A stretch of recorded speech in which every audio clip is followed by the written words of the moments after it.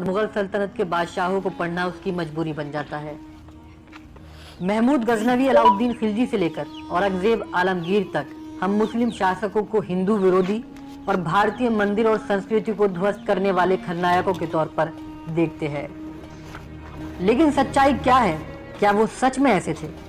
आज की अपनी इस वीडियो में हम ऐसे ही मुस्लिम शासकों के बारे में बात करने वाले हैं कि जिन्होंने न सिर्फ हिंदू धर्म का सम्मान किया बल्कि उन्होंने अपने शासनकाल में कई मंदिरों का भी निर्माण कराया।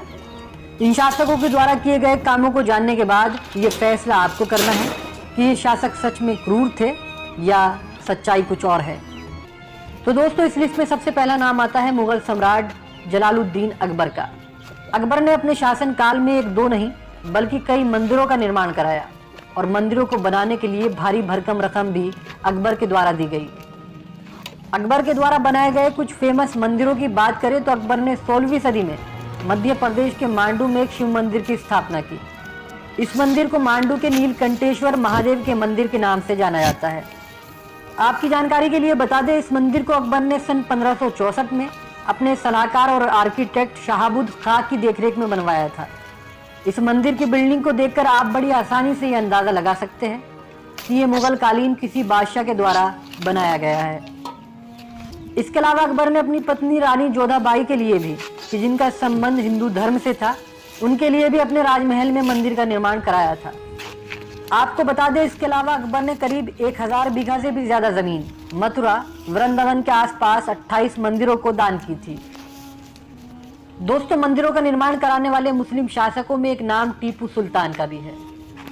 एक समय हुआ करता था जब टीपू सुल्तान पूरे देश के हीरो हुआ करते थे।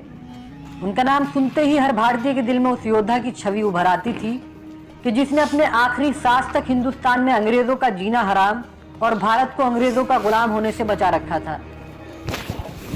हालांकि पिछले कुछ समय से टीपू सुल्तान की छवि एक कट्टर मुस्लिम शासक के तौर पर प्रस्तुत करने की कोशिश की गई है, लेकिन हकीकत में टीपू सुल्तान की शख्सियत इससे बहुत विपरीत है। आपको जानकर शायद हैरानी होगी, खुद टीपू सुल्तान के साम्राज्य की राजधानी में उन्होंने कई मंदिरों का निर्माण कराया और उनके निर्माण के लिए अपने राज्य के खजाने से वित्तीय सहायता भी प्रदान की। टीपू सुल्तान के द्वारा निर्माण कराए गए मंदिरों में रंगनाथ स्वामी का मंदिर प्रमुख और बहुचर्चित मंदिर है और इसीलिए आज भी कर्नाटक के हिंदू लोग टीपू सुल्तान को अपने मसीहा के तौर पर मानते हैं। मंदिरों का निर्माण कराने वाले मुस्लिम शासकों में अवध के नवाब आसफ-उद-दौला का नाम भी प्रमुख है। इन्होंने लखनऊ के प्रसिद्ध जगन्नाथ मंदिर का निर्माण सन 1785 में अपने राज्य में रहने वाली एक हिंदू महिला के कहने पर करवाया था। अगर आप कभी लखनऊ के इस मंदिर में गए हो या इस बारे में आपने कहीं सुना हो तो ये बात आप जरूर जानते होंगे कि इसका निर्माण नवाब आसफ-उद-दौला ने कराया था।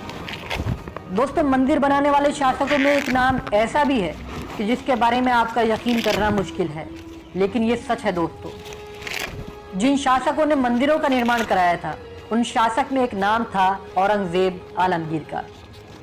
जी हाँ, वही शासक जिस पर कई हिंदू मंदिरों को तोड़ने के भी आरोप लगे। आखिर क्यों कराया था औरंगजेब ने मंदिर का निर्माण, इसको भी जान लेते हैं। इतिहासकारों में औरंगजेब को लेकर दो अलग अलग मत हैं।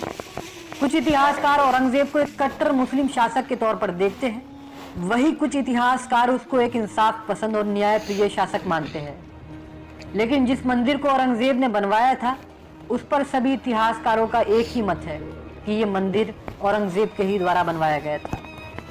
आपकी जानकारी के लिए बता दें, इस मंदिर का नाम है श्री बालाजी मंदिर, जो कि आज से तकरीबन 350 साल पहले सन 1683 में चित्रकूट में बनवाया गया था। आप अगर चाहे तो बालाजी मंदिर जो कि चित्रकूट में है उसके बारे में और भी रिसर्च कर सकते हैं और ये बात 100% सच है कि इसका निर्माण औरंगजेब के ही द्वारा किया गया था।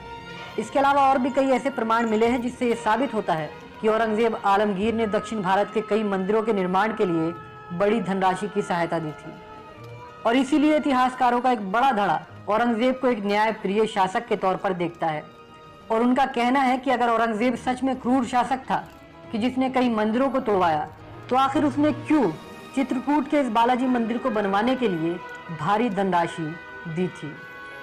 खैर, औरंगजेब कट्टर शासक था या नहीं, इस टॉपिक पर अक्सर बहस होती आई है और होती रहेगी। आप